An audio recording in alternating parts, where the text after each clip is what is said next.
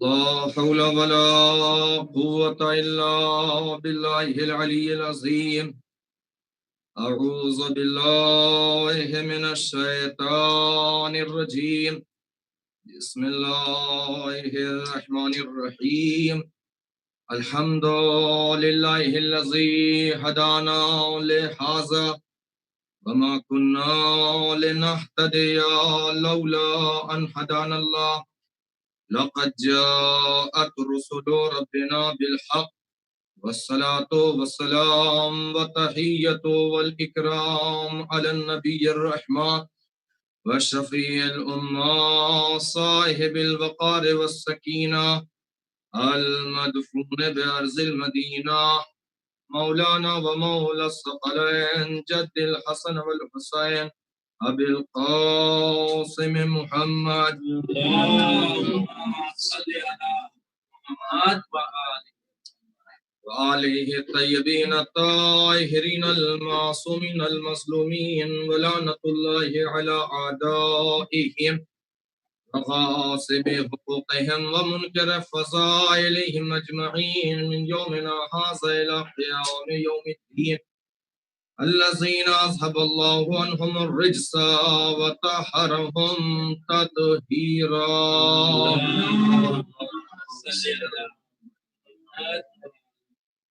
أما بعد فقد تبارك الله تعالى في كتابه المبين وهو أصدق الصادقين وقوله الحق. بسم الله الرحمن الرحيم. قد أفلح من زكاها وقد خاب من دساها. صلوات محمد.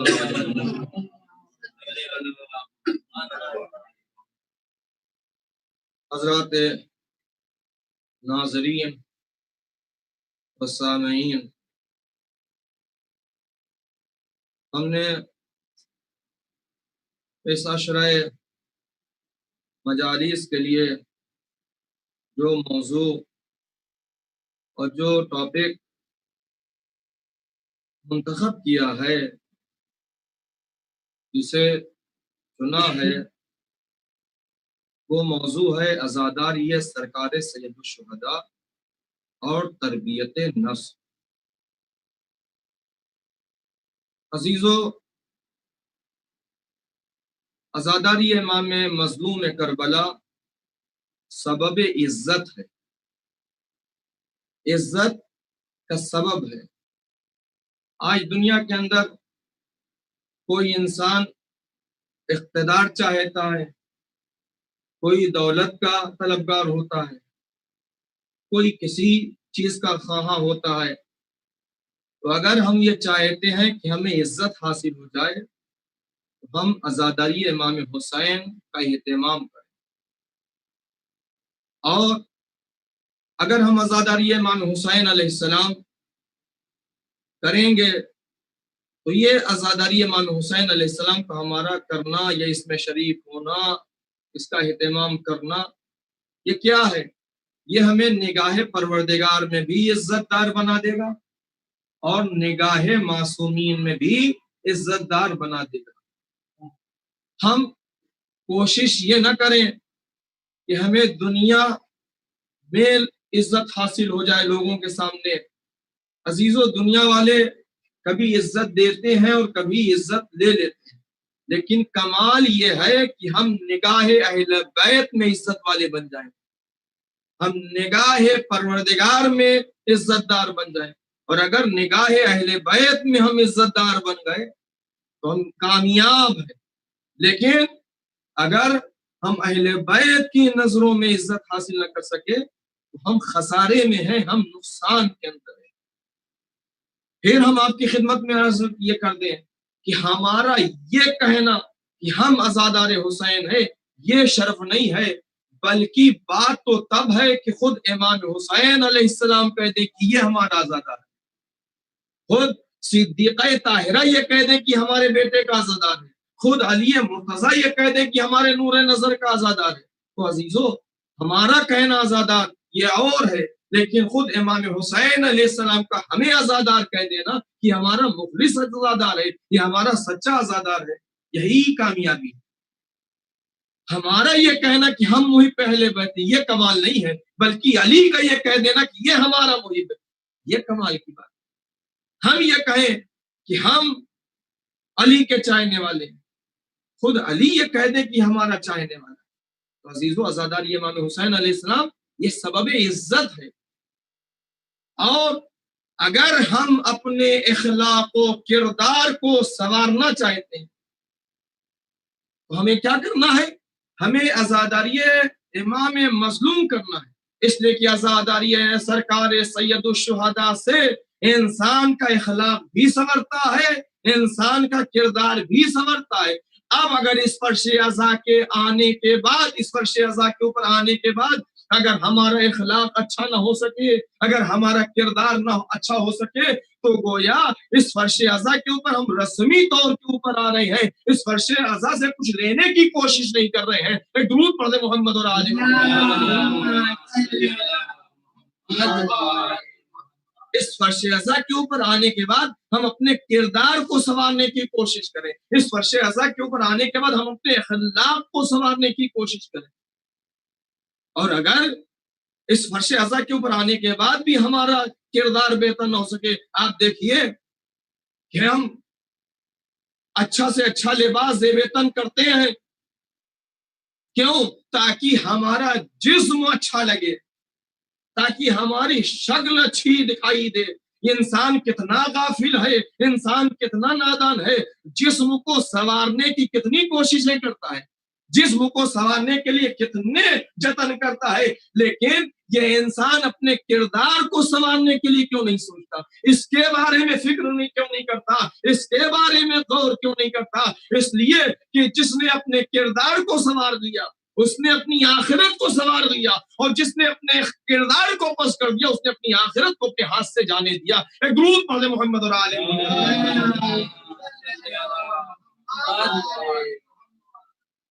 ہم بہترین لباس اس لیے کہ تاکہ ہمارا جسم اچھا دکھائی دے، لیکن کیا ہمیں ایسے کام نہیں کرنا چاہیے کہ جس سے ہمارا کردار خوشبو دے؟ کیا ہمیں ایسا اخلاق اختیار نہیں کرنا چاہیے کہ جس سے خوشنودی اہل بیت حاصل ہو جائے؟ عزیزو آپ ذرا غور تو کریں کہ جب بد اخلاق شخص کو معاشرہ پسند نہیں کرتا، سوسائٹی بد اخلاق شخص کو لائک نہیں کرتی، اگر کوئی انسان بد اخلاق ہو تو آپ نے سنا ہوگا کہ لوگ اکثر یہ کہتے ملے کیسے اس سے کیا بات کی جائے، اس سے کیا گفتگو کی جائے، اس لیے کہ اس کا اخلاق اچھا نہیں ہے، اس کا اخلاق اچھا نہیں ہے۔ تو آپ ذرا سوچئے کہ جب معاشرہ اور سوسائٹی ایسے شخص کو پسند نہیں کرتی کہ جس کا اخلاق اچھا نہ ہو، تو پھر اہل بیت اسے کیسے پسند کریں گے جس کا اخلاق اچھا نہ ہو؟ اگر ہمیں اہل بیت کی نظروں میں اچھا بننا ہے تو ہمیں اپنے اخلاق کو سنوارنا ہوگا، ہمیں اپنے کردار کو سنوارنا ہوگا۔ یہ عزاداری ہمیں یہی پیغام دیتی ہے کہ اس فرش عزا کے اوپر آنے کے بعد ہم اپنے کردار کو سنواریں، ہم اپنے اخلاق کو سنواریں، اور جس نے اپنے اخلاق کو بہتر کر دیا گویا اس نے اپنے لیے خوشنودی اہل بیت کے اسباب مہیا کر دی۔ تو جب بد اخلاق شخص کو معاشرہ پسند نہیں کرتا تو اہل بیت کیسے پسند کرے؟ اللہ کیسے اس بندے کو عزیز رکھے گا؟ ہمارا اخلاق بہتر ہونا چاہیے۔ موضوع کیا ہے؟ تربیت نفس اور عزاداری امام حسین علیہ السلام۔ نفس کا ہمارے اوپر حق ہے، اور آئیے اسی حق کے بارے میں ہمارے اور آپ کے چوتھے امام حضرت امام زین العابدین علیہ السلام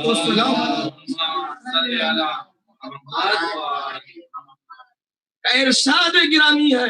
امام کیا فرماتے ہیں؟ نفس کا کیا ہمارے اوپر حق ہے؟ امام فرماتے ہیں کہ تمہارے نفس کا حق یہ ہے کہ خداوند عالم کی اطاعت و بندگی میں لگاؤ۔ تو یہ نفس کہاں لگانا ہے؟ اللہ کی اطاعت میں اس نفس کو لگانا ہے، اللہ کی بندگی میں لگانا ہے۔ اس نفس کو خرافات کی باتوں میں، بیہودہ باتوں میں نہیں لگانا ہے۔ اگر ہم خوشنودی اہل بیت چاہتے ہیں، اگر ہم تقرب پروردگار چاہتے ہیں، تو اس نفس کو کہاں لگانا ہے؟ اطاعت پروردگار کے اندر۔ اب اگر اطاعت پروردگار میں ہم سے کوتاہی ہو رہی ہے تو پھر ہمیں یہ غور کرنا چاہیے کہ ہمارا نفس آلودہ ہو رہا ہے۔ اگر ہم اپنے نفس کو بندگی پروردگار کے اندر نہیں لگا رہے ہیں تو گویا ہم یاد الہی سے غافل ہیں، اور جو یاد الہی سے غافل ہو وہ انسان خسارے، اور ہم تو اس کے عزادار ہیں کہ جس نے ایسی اطاعت پروردگار کی کہ جہاں سند دی جا رہی ہے یا ایتھا النفس المطمئنہ ارجعی الی ربک راضیۃ مرضیہ۔ اللہ اکبر!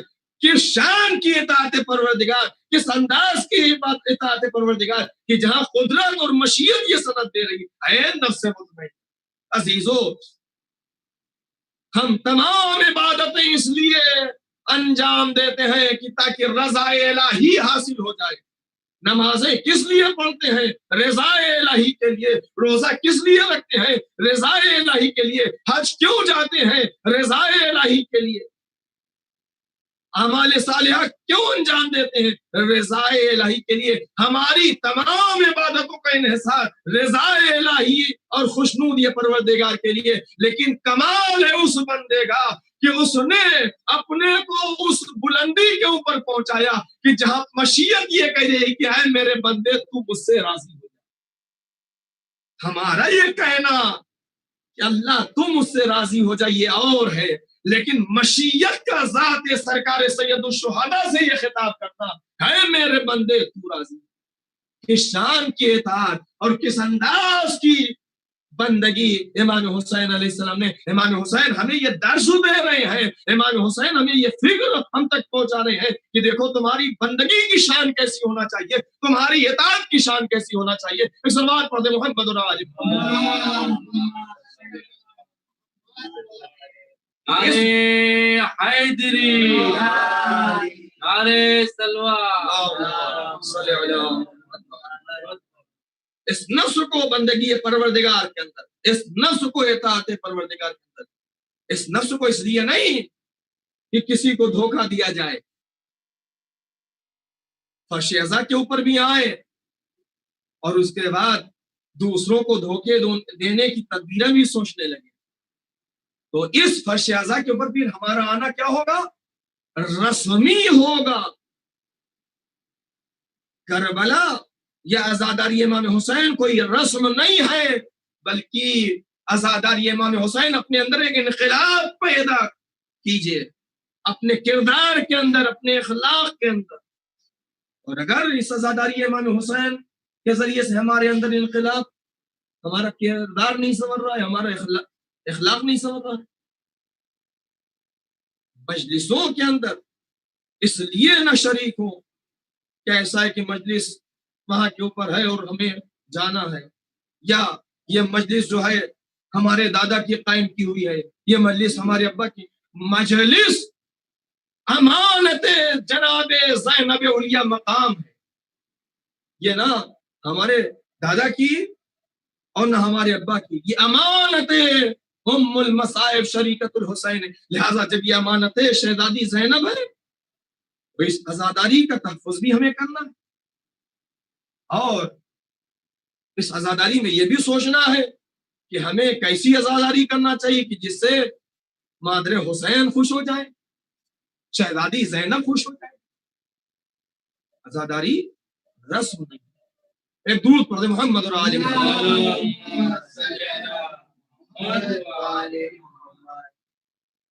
اپنے کردار کو سواریے، اپنے اخلاق کو سواریے، نفس کا حق، اور انشاءاللہ آئندہ مجالس کے اندر جہاں نفس کی بات ہوئی ہے وہیں خود انسان کے اعضاء و جوارح کا کیا حق ہے، یہ زبان ہے اس کا بھی ہمارے اوپر ہے، یہ کان ہے اس کا بھی ہمارے اوپر ہے، یہ شکم ہے اس کا بھی ہمارے اوپر ہے، یہ نہیں کہ جو کچھ آئے بس جانا چاہیے، کس راستے سے آ رہا ہے یہ بھی نہیں دیکھ رہے ہیں، کہاں سے آ رہا ہے، سورس کیا ہے اس کے اوپر بھی نظر نہیں ہے، عزیزو جیسے حج کے لیے حکم یہ ہے کہ حج کے لیے جائیے تو آپ کی محنت کا پیسہ ہونا چاہیے، حلال کمائی ہونا چاہیے، اور آپ کی گردن کے اوپر کسی کا حق نہیں ہونا چاہیے. تو جس طریقے سے حج کے لیے یہ حکم ہے، اسی طریقے سے جب فرش اعضاء کے اوپر آئیے تو یہ کوشش کیجئے کہ کہیں ہمارے ماں باپ کا ہمارے اوپر حق تو نہیں نکلتا ہے، کہیں ہمارے بھائی کا ہمارے اوپر حق تو نہیں نکلتا ہے، کہیں ہماری بہن کا ہمارے اوپر حق تو نہیں نکلتا ہے، کہیں ہمارے پڑوسیوں کا ہمارے اوپر حق تو نہیں نکلتا ہے، کہیں ہمارے بزرگوں کا ہمارے اوپر حق تو نہیں نکلتا ہے. اگر یہ سارے حقوق کو ادا کر کے آ رہے ہیں تو امام حسین علیہ السلام اسے پسند کریں گے اور ہمارا فرش اعضاء کے اوپر آنا قبول ہوگا. لیکن اگر ان حق کو ہم نہیں ادا کر رہے ہیں تو گویا اس فرش اعضاء کے اوپر آنا ہمارا با مقصد نہیں ہے، با معنی نہیں ہے. اس فرش اعضاء کے اوپر آئے تو حقوق کی ادائیگی کے ساتھ آئے. یہ نہیں کہ مجلس میں تبرک تو بہترین بانٹا جا رہا ہے لیکن بہن کا حق نکل رہا ہے وہ دینے کے لیے تیار نہیں ہے. یہ مجلس کیا ہے؟ عالی شان مجلس کا اہتمام کیا جا رہا ہے لیکن بوڑھے ماں باپ ہیں، وہ ہماری مدد ان کو چاہیے لیکن ہم ان کی طرف سے غافل ہیں. تو پھر ہم امام حسین علیہ السلام کے عزادار کیسے؟ تو اس فرش اعضاء کے اوپر آئے تو یہ اس بات کا خاص خیال رکھیں کہ ہم لوگوں کے حقوق کو، اور صرف لوگوں کے حقوق نہیں بلکہ حقوق اللہ اور حقوق العباد، اللہ کے حق کو بھی ادا کریں اور بندوں کے حق کو بھی ادا کریں. عزیزو اگر آپ کو کائنات میں ایسا کردار ملے گا تو بس یہی اہل بیت کا گھرانہ ملے گا کہ جہاں اللہ کے حق کو اس طریقے سے ادا کیا جا رہا ہے، اللہ کا حق اس طریقے سے کہ اگر پیر سے تیر بھی نکال لیا جائے تو احساس تکلیف نہیں. جنگ صفین ہے، مولا کائنات مصروف جنگ ہے، اور اتنے میں علی نے اسی جنگ کے اندر مصلی عبادت کو بچھا دیا. لوگوں نے کہا یا حیدری علیہ السلام صلی علی محمد و علی. لوگوں نے کہا مولا یہ ایسے ماحول کے اندر، تو عزیزو یہ اللہ کا حق ادا ہو رہا ہے اور بندوں کا حق. کہ آپ ہمیں تاریخ کا کوئی کونا سے کونا واقعہ لا کے دکھا دیجئے کہ جس میں علی کے دروازے پر کوئی سائل آیا ہو اور علی کے دروازے سے مایوس گیا ہو. بلکہ خود مولا نے کہا جب ان کا دور حکومت تھا کہ دیکھو تم کو ہم وہاں بھیج رہے ہیں جہاں لوگ غیرت کی وجہ سے مانگ نہیں سکتے ہیں، غیرت انہیں مانگنے نہیں دیتی ہے، غیرت ہاتھ پھیلانے نہیں دیتی ہے، اور غربت انہیں کھانے نہیں دیتی. علی کے دور حکومت سے عزیزو اگر آج اسی نظام ولایت کو لے لیا جائے تو دنیا کے اندر کرپشن آپ کو نہیں دیکھے گا، لیکن یہ جو کرپشن ہے یہ در اہل بیت کو چھوڑ دینے کا نتیجہ ہے. اگر دنیا نے در اہل بیت کو نہ چھوڑا ہوتا تو دنیا کے اندر بدامنی نہ ہوتی، نہ دہشت گردی ہوتی، نہ آتنکواد ہوتا. صلوات پڑھ دے محمد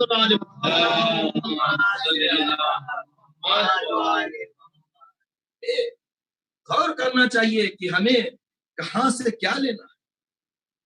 یہ ساری تعلیمات جو یہ اہل بیت کے دروازے سے مولا کائنات ہیں ایک مہر بند تھیلی کو کھول رہے ہیں.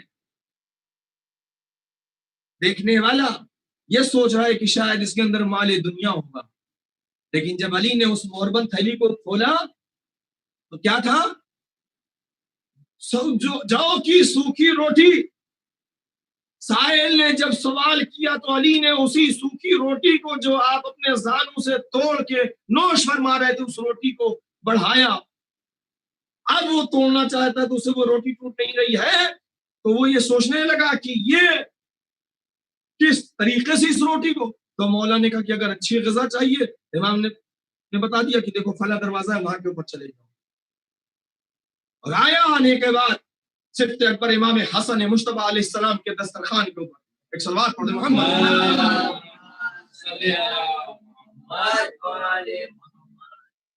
یعنی اللہ کہا اور بندوں کہا. امام نے اسے اپنے دسترخوان کے اوپر جگہ دی، لیکن امام کی نظر اس شخص کے اوپر پڑی. امام نے دیکھا کہ وہ کھا بھی رہا ہے اور کچھ سائڈ میں رکھ بھی رہا. تو امام نے بڑی نرمی سے اس سے کہا کہ تم سکون اور آرام سے کھا لو، اور اس کے بعد ہم تمہیں پارسل بھی دے دیں گے. تو اس نے کہا نہیں، ہم پارسل یہ اپنے لیے نہیں، بلکہ ہم نے ایک ایسے شخص کو دیکھا ہے کہ جو کی روٹی کو اپنے زانو سے توڑ کے. تو اس وقت کیا مولا نے فرمایا کہ وہ کوئی اور نہیں ہے بلکہ وہ کائنات کا امیر میرا بابا علی مرتضیٰ ہے. ایسا قائد کہ جس نے بیت المال کے ایک چراغ کو بھی غلط استعمال نہ کیا ہو. یعنی مولا کائنات کہتے ہیں کہ دیکھو جب اس طریقے سے نظام کو چلایا جاتا ہے تو پھر وہاں پر کرپشن نہیں ہوتا ہے، نہ وہاں رشوت ہوتی ہے.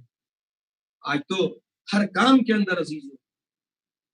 لہذا یہ عزاداری امام مظلوم یہ کردار کو سنوارنے اور اخلاق کو نکھارنے کے لیے، اگر ہمارے کردار کے اندر نکھار آ رہا ہے، اگر ہمارے اخلاق میں بہتری آ رہی ہے، تو گویا عزاداری امام حسین علیہ السلام. اور اسی لیے ہم نے یہ موضوع اختیار کیا ہے کہ تاکہ اسی ہم اللہ کی بارگاہ میں دعا یہ کرتے ہیں محمد اور آل محمد کے وسیلے سے کہ پروردگار یہ توفیق ہمیں دے کہ ہم یہ جو موضوع منتخب کیا ہے کچھ پیغامات محمد اور آل محمد کو آپ تک پہنچا سکے. اللہ ہمیں اس موضوع کے حق کو ادا کرنے کی توفیق عطا کرے. عزاداری امام مظلوم کربلا اور تربیت نفس، اس عزاداری میں جب ہم شریک ہوں، فرش عزا کے اوپر آئے تو ہمارا دامن جو ہے وہ آلودہ نہیں ہونا چاہیے. کیا ہم کہیں جاتے ہیں تو گندے کپڑے پہن کے جاتے ہیں گھر سونے کے لیے؟ ایسے ہی فنکشن میں ہم کو جانا تھا، بہت صاف شفاف کپڑے پہن کے نکلے، جا رہے تھے، راستے میں کسی نے متوجہ کیا، ارے آپ کے کپڑے کے اوپر یہ دھبا ہے، یہ داغ ہے. انصاف سے بتائیے کہ اب ہم پہلے جائیں گے اور اس داغ کو، اس دھبے کو صاف کریں گے، ایسے ہی چلے جائیں گے؟ ہم جا کے پہلے اس داغ کو، اس دھبے کو صاف کریں گے، اور اس کے بعد عزیزوں اگر دنیا میں ہمیں کہیں جانا ہوتا ہے تو اپنے کپڑے کے اوپر لگے ہوئے داغ اور دھبے کو ہم ہٹانے کی کوشش کرتے ہیں. اس فرش عزا کے اوپر آئے تو ہمارے کردار میں داغ نہیں ہونا چاہیے، ہمارے کردار پہ دھبا نہیں ہونا چاہیے. سوال پڑھ دے محمد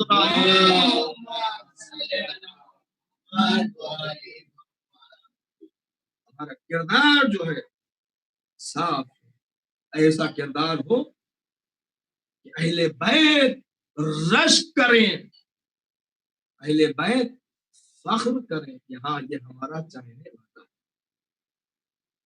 تربیت نفس کے لیے کیا ہے کہ ہمیں اس شگم کے اوپر بھی یہ نہیں، یہ غور ہی نہیں، فکر ہی نہیں کیا جا رہا ہے، کہاں سے آ رہا ہے.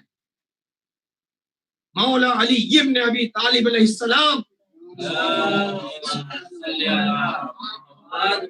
مخلص صحابی، سچے عاشق، جن کا نام ابو الاسود، یہ عشق علی سے سرشار، محبت علی میں ڈوبے ہوئے. معاویہ نے کیا تدبیر نکالی؟ کچھ شہد اور اس کے ساتھ کچھ سونا ابو الاسود کے گھر کے اوپر بھیجا، اپنے درباری کے ذریعے سے، اپنے آدمی کے ذریعے سے. یہ جب ابو الاسود عاشق علی کے دروازے کے اوپر پہنچا، معاویہ کا آدمی، تو اس وقت اسے یہ پتا چلا کہ ابو الاسود اس وقت مسجد میں محو عبادت ہے. اب یہ عزاداری ہمیں کیا پیغام دے رہی ہے کہ ہمیں عبادت گاہوں سے دور نہیں ہونا ہے، بلکہ اگر ہم حسین کے سچے عزادار ہیں ہمیں عبادت سے کبھی جو ہے غفلت نہیں برتنا. اسے خبر یہ ملی ابو الاسود اس وقت مسجد میں محو عبادت ہے، تو اس نے وہ ظرف اور وہ سونا جو ہے ابو الاسود کے گھر کے اوپر دیا اور یہ مسجد میں آیا. اور آنے کے بعد ابو الاسود جو محو عبادت تھے ان سے کہا کہ ایسا ہے کہ معاویہ نے آپ کے لیے کچھ شہد بھیجا ہے. بس جیسے ہی یہ سنا ابو الاسود اس جگہ سے اٹھے اور واپس گھر آئے. اب جب یہ گھر آئے تو انہوں نے دیکھا کہ ان کی بیٹی اس ظرف کے اندر جس میں شہد تھا اس میں انگلی ڈال کے اس شہد کو اپنی زبان کے اوپر رکھنا چاہتی تھی. کتنے میں ابو الاسود نے کہا کہ بیٹی اس شہد کو ہاتھ نہ لگانا. کہا بابا یہ خالص شہد ہے. کہا یہ شہد نہیں بلکہ زہر ہے، یہ شہد نہیں بلکہ زہر ہے، اور اے بیٹی یہ معاویہ نے بھیجا ہے. تو اب اس وقت جو ابو الاسود کی بیٹی نے اس کے اوپر اشعار پڑھے وہ آپ اس کے اوپر ذرا غور کیجئے. یہ کہتے ہیں کہ یہ لوگ چاہتے ہیں کہ ہم اس کے ذریعے سے عشق علی کا سودا کر لیں، ہمارا ایمان خرید لیں. تو عزیزو یہ عزاداری ہمیں کیا پیغام دے رہی ہے کہ لاکھ جو ہے ہمیں دنیا فریب دینا چاہے، اپنے مکر میں لینا چاہے، لیکن ہمیں ایمان کا سودا نہیں کرنا، ہمیں اپنے عقیدے کا سودا نہیں کرنا ہے، ہمیں اپنے کردار کے اوپر حرف نہیں آنے دینا. اس لیے یہ ہم ایسے با کردار ہستیوں سے اپنے کو نسبت دیتے ہیں. یہی تو کہتے ہیں گیملی کے چاہنے والے. تو یہ کون با عظمت ہستیاں ہیں اور یہ کیسے کردار ہیں کہ جن کے کردار کے اوپر آیے تطہیر مہر بنی ہوئی ہے. انما یرید اللہ لیذھب عنکم الرجس اہل البیت ویطہرکم تطہیرا. کوئی رجس تم تک آ نہیں سکتا. جھوٹ کیا ہے؟ رجس ہے. غیبت کیا ہے؟ رجس ہے. تو یہ ساری چیزیں جب رجس ہے تو یہ کیسے ممکن ہے کہ علی کے چاہنے والے کے اندر یہ چیزیں پائی جائیں؟ ایک درود پڑھ دیں محمد اور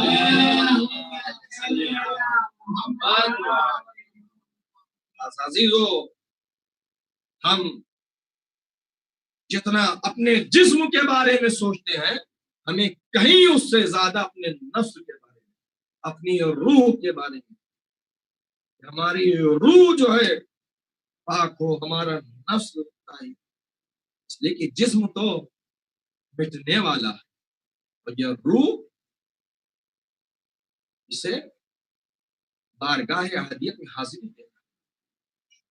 عزیزو کتنا پاک نفس وہ تھا کہ جہاں مشیت یہ کہہ رہی ہے یا میری طرف پلٹ. آج محرم کی 2 تاریخ ہو گئی. عزادارو 2 محرم کی تاریخ ہمارا اور آپ کا مظلوم آقا زمین کربلا کے اوپر امام حسین علیہ السلام جب وارد کربلا ہوئے تو امام کے راہبار نے، امام کی سواری نے اپنے قدم کو آگے نہ بڑھایا. امام حسین علیہ السلام، روایت ہے ابھی مجلس سے پہلے دیکھ رہے تھے کتاب کہ امام نے 7 سواریاں بدلی لیکن کسی ایک سواری نے بھی اپنے قدم کو آگے نہ بڑھایا. ایک مرتبہ امام حسین علیہ السلام جھکے اور آپ نے خاک کربلا کو اٹھایا اور پھر امام نے ایک اور مٹی نکالی جو جبریل امین نے لا کے پیغمبر کو دی تھی اور پیغمبر کے ذریعے سے امام حسین تک پہنچی تھی. امام نے اس مٹی کو اور اس مٹی کو دیا اور امام نے سونگا، اپنے ابو کی خوشبو محسوس کی.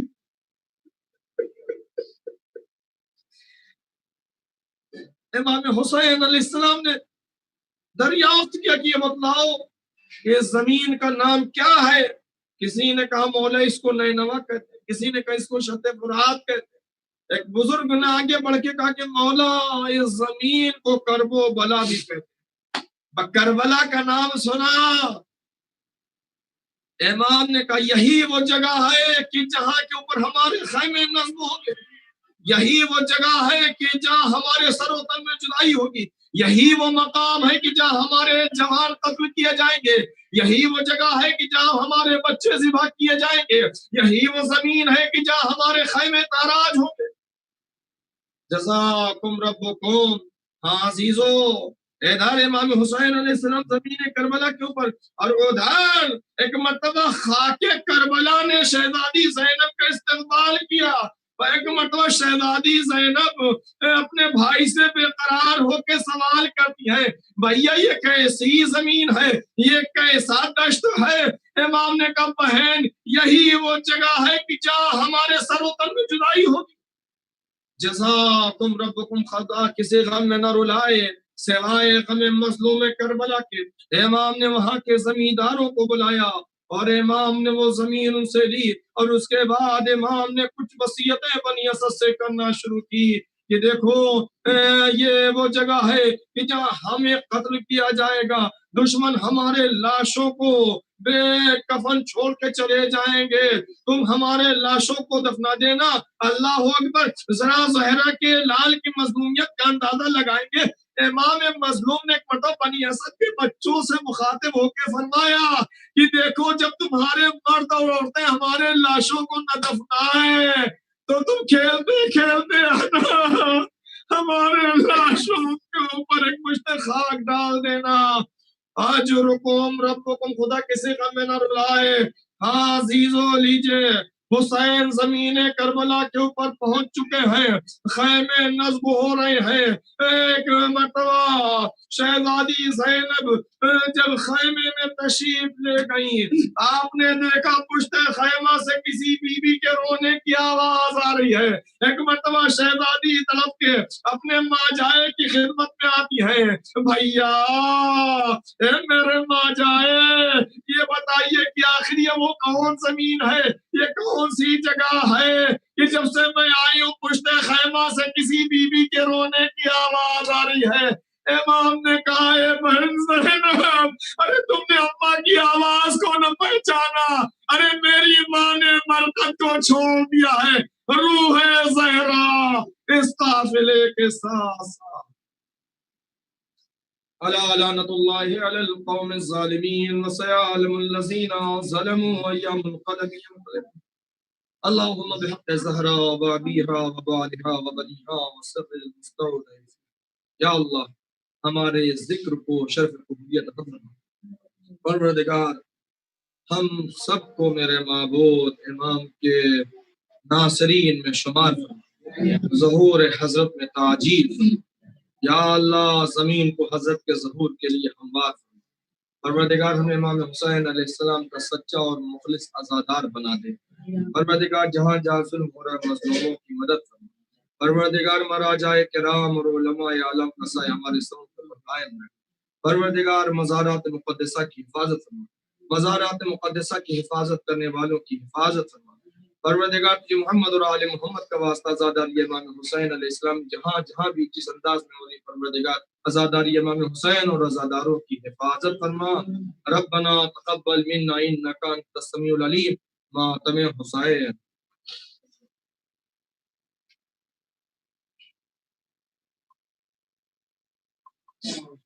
یا حسین